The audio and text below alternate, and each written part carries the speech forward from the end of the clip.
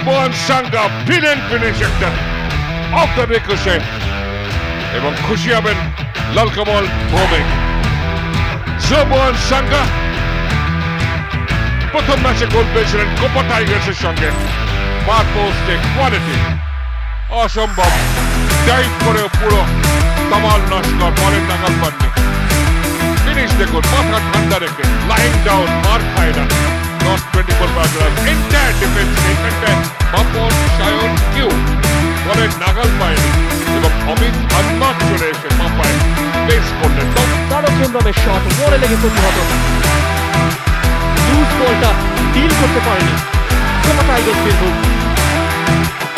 এই কারণে প্রশিক্ষকরা বারবার বলে সেকেন্ড ফেজ অফ প্লে অত্যন্ত জরুরি।